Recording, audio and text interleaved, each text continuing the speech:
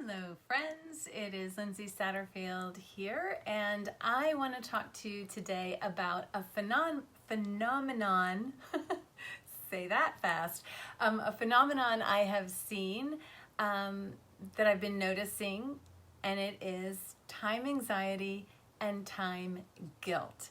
This is something I've been noticing in conversations with my clients over the past several months. I've just been noticing this little trend around time anxiety and time guilt. So what am I talking about? What I'm talking about is that uneasy feeling that you're not using your time well. And sometimes it shows up as almost freezing, almost like a stress response, like, oh my gosh, I don't even know what to do. Or it might show up as procrastinating and doing other things, checking out Instagram or whatever, instead of doing the things that you know really you should be doing or want to be doing, and feeling sort of that feeling of guilt that I'm actually not moving forward on the things that actually matter, the things that I actually care about. So I'm terming this time anxiety and time guilt. And I want to talk to you today about a few things you can do to help yourself move out of time anxiety and time guilt. But first I want to say, I think the reason that we experience this is because we understand intuitively that time is passing and it is a limited resource, right? That we do have a desire to use well. And so as a result, when in our days we don't feel like we're getting to the things that actually matter, we can start to experience this uneasiness. And it may not show up, like it may not flash time anxiety or time guilt, but in these conversations that I've been having with some of my clients, that's what we kind of get to, is that feeling I'm not getting to what's important. So I'm going to share with you four or five steps, a 4-step process to kind of move you out of time anxiety and time guilt, and then 10 quick things you can do. It's sort of like a smorgasbord. I'm using all the hard words today. A smorgasbord or a buffet, let's say, of things, really easy things that you can do to start turning the wheels away from time anxiety and time guilt. So let's start with a 4-step practice. Now, let me warn you, there is nothing new under the sun. So if you're waiting for something you've never heard of before, you will be disappointed. But this is what I call productivity hygiene. So there are certain types of practices that we can do that are just part of that go into productivity hygiene, that go into staying productive. And we're always fighting against that sense that we could be doing more. So I'm not talking about that. I'm talking about if you really do feel I'm not using my time well, here's how you can get back on track. Okay, so the 4-step practice. And for your viewing pleasure, I have made it into 4 D's, okay? So the first one is dump. You want to get everything out of your head about what's going on. So all your thoughts about what you have to do, everything that you have to do that you feel is on your plate, get it out on a sheet of paper. Just put it all out there, dump it all out. Okay, so brain dump what it is that you need to do. So that oftentimes I think there's so much in there that it's like stuck. It's like a traffic jam. It's like we can't move. We're in the box. So we want to get it out of our brains so that we can get a little bit of distance from it and then start making some decisions. So dump it out onto a sheet of paper. The next one is determine. So once you've dumped it out, now I want you to determine what is most important in all this stuff that's on this sheet of paper. And I want you to pick the top 3. So one skill that I think a lot of us have lost the muscle on, lost fitness, productivity fitness on, is prioritizing. We often use as a default way to prioritize what people are asking from us, whatever is grabbing our attention. And that is not a great way to prioritize, and will likely or may lead to that time anxiety and time guilt, because you will end up feeling not satisfied that you're only getting to the things that other people are asking from you and not to the things that you need to drive and lead. So determine your top 3 from that full list that you dumped out on a sheet of paper. Determine the top 3. And if you have any difficulty or challenge with prioritizing, I will link in either the comments or the description, depending on where you're watching this, I will link a video that I did, a quick prioritizing hack that may help you with that. So I'll make sure to link that as well. Okay, so once you've determined the top 3, you're not done. You're going to rank order them. So again, we're building this muscle of determining what's important right now, knowing that all things can't be equally important since time is limited. We're gonna have to focus on one thing at a time. So rank order those top 3. Now we're going to move to the next D. So we have dump, determine, and now we're going to define. So for those top 3, I want you to come up with 3 super simple, easy, no-brainer, so easy things to do that will get you into motion. This is where I think a lot of people sort of miss the boat a little bit, is in the definition. Is we may know what those top 3 things are, but we're kind of stuck because we don't know, they seem so big or unapproachable or overwhelming that we don't know how to get into movement easily, and then we get into feeling a little frozen. And when we're in that stress response around what we have to do, our parts of our brain shut down. The learning center of the brain shuts down. So and so in that freezing mode, it's hard to know how to move forward. So we want in this step to define 3 super simple things you can do to get into motion on each of those top 3 things. Okay? So that's the define. And when you're defining, little tip here, put a verb in it. You want to have a verb. Because those are actions, right? You're going to do something. Okay, so you're going to define. And then the last one is do. So you're actually going to then do something. So you've put everything out on a sheet of paper, you dumped it all out, you determine the top 3, you defined 3 easy steps for each of the top 3, and now you're going to do it. So what you're going to do is, this is my suggestion, is front loading. I'm a big believer in front loading. What is front loading? It's taking a certain amount of time at the beginning of a time period. So at the beginning of the day, at the beginning of the afternoon, at the beginning of a work period, at the beginning of a week, at the beginning of the month. So however you want to front load. So let's say in a day, whatever your work time is, at the beginning of that work time, set a timer for 30 minutes. So this is called time boxing. You might be familiar with the Pomodoro technique, which is 25-minute cycles, but put a timer on for 30 minutes or 40 minutes and go ahead and spend that time working on those super simple, easy things.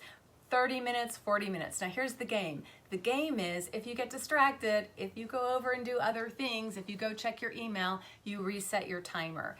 But just getting a little bit of traction during those first 30 minutes, 40 minutes on those super simple things, on those most important things you want to do, that's going to get you out, moving out and away from time anxiety and time guilt.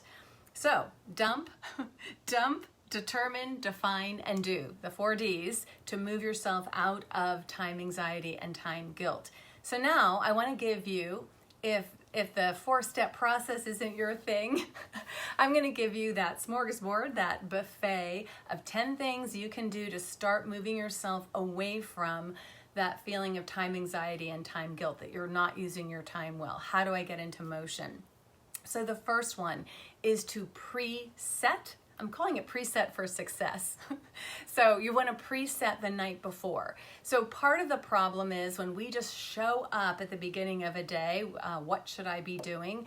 That's when the time anxiety, the freezing, all of that can set in, because we aren't prepared with what we want to do. And so all the other things are going to take our attention and we're going to be off to the races. And again, not getting to the things that are most important to us. So you want to avoid that by defining those top 3 things, making sure you know those top 3 things in order, and 3 easy things you can do for each to get into motion. You want to define that the night before so that there isn't any opportunity for other things to, you have a structure to hold on to in the morning so you don't get whipped away to something else. Okay, so preset the night before. Use a timer. So that's, in those 4 steps you heard that using a timer can really help. That helps make it manageable so that you can keep some kind of focus. So use a timer and do some simple steps. That'll get you going. Front load, I mentioned that. So front loading is a great technique.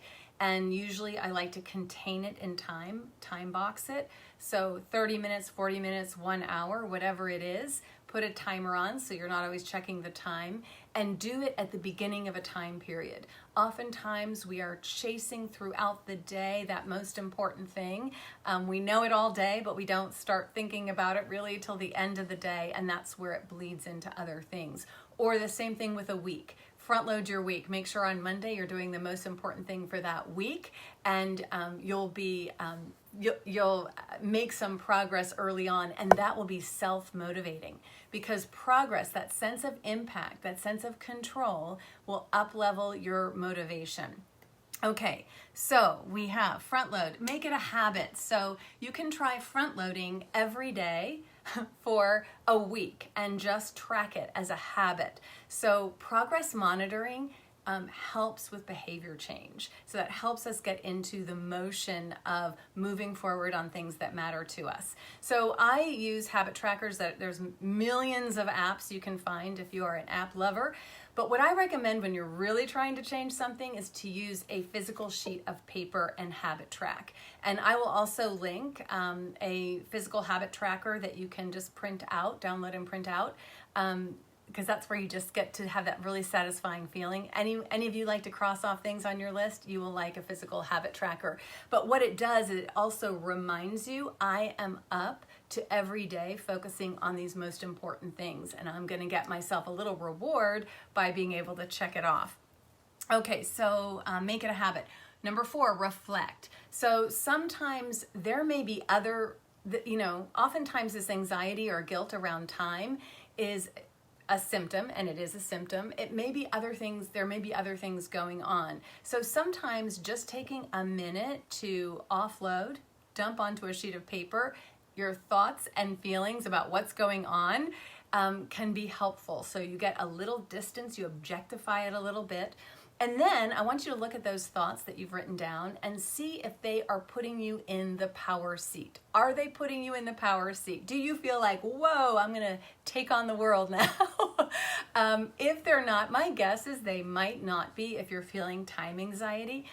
If they're not, I want you to look at those thoughts and think about how you can reframe, pick, the top 3 most anxiety producing thoughts that you've listed and see how you can reframe them into a truer, happier, more powerful thought. So athletes do this. They learn the power of mindset. I think it has the biggest impact on our overall performance. So if you see that your thoughts are not helping you move out of time anxiety, look at how you can choose and reframe some better thoughts that put you in the power seat, that make you, that give you the sense that you can move forward as opposed to being stuck. Okay, so we have preset, use a timer, front load, make it a habit, reflect. We have just a couple more. Move. Moving is so good because first of all, it's going to bring some oxygen to the brain, which is what we need to be able to be creative, to think in an innovative way, to think analytically. We need oxygen in the brain. The other thing it's going to do is release those happy hormones like dopamine and serotonin, which also counterbalance those stress hormones of the time anxiety and time guilt. So it just helps switch things up a little bit. I certainly find that when I go running, I have my best thoughts, and I have found that I actually have to take a moment. Sometimes I even have to stop and type it into my phone because of the fact of maybe forgetting it by the end of my run. But anyway, the moving is really good for lots of things, including moving away from that anxiety and guilt around how you're using your time. Okay, so move. Change your environment is number 7. So just go into another space. Sometimes our anxiety is triggered by our environment. So see if you can switch things up a little bit to move out of that and get into more focus with your work. Number 8 is connect with others. So we're social beings. We are socially incentivized. And so maybe pick someone that you can say, hey, I have been having a hard time moving forward on X, Y, or Z project. And so, create a little buddy system. I have a client who did this with a friend, and they both texted each other in the morning. In fact, they were on different continents, so it was very different times. And they just indicated the top 3 things they were going to do that day. And even though they were not in the same organization, are not in the same field, didn't really know what they were talking about, they just put it out as an accountability partner. And then at the end of the day, they just said yes or no, they completed those things. So connect with others. Number 9 is rest. Sometimes we are stuck in that time anxiety or time guilt because we really need to cool it down because we're actually too revved up to move forward on the things that matter. So maybe you're going to assess that what you actually need is to chill it on out and take a little bit of rest. And then the last one is reward. So let's say you do that habit tracking and you do your front loading every day for a week. You do 5 sessions of front loading. Then maybe you give yourself a reward at the end. We humans love reward. It does help with behavior change.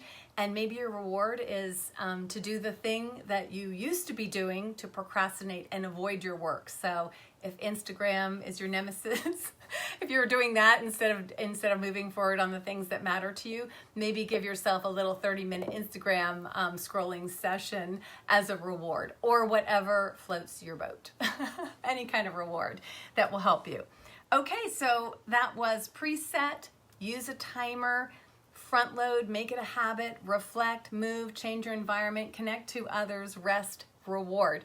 So I gave you a lot of stuff today. So how to move yourself out of if you're feeling stuck in time anxiety or time guilt. Time anxiety or time guilt. So I'm going to link for you some other resources that might be useful. That habit tracker that I mentioned. I created a checklist called Back to Productivity, a little take on back to school. And there's some different items that you might consider to kind of reset your productivity. I will also link, and these are all free downloads, an email mastery guide. Sometimes where we're stuck is in our email. So I want to show you how you can get free of just being tied to your email. So I will put a link for that, the habit tracker I mentioned. And also if you're interested in, there's a workflow mastery course that I offer. You might want to check that out. That's really how do you define, stage, and execute on your work and your commitments.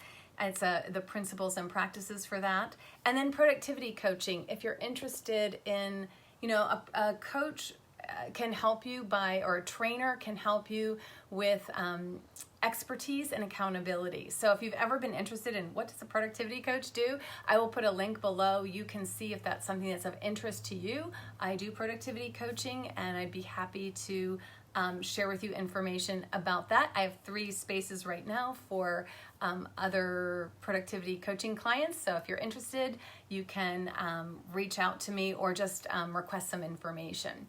So that's today. We're going to get rid of time anxiety and time guilt and use our time well. And let me know if you have any questions about this. And I'd love to hear if you try any of these tactics or tips out. Have a great day.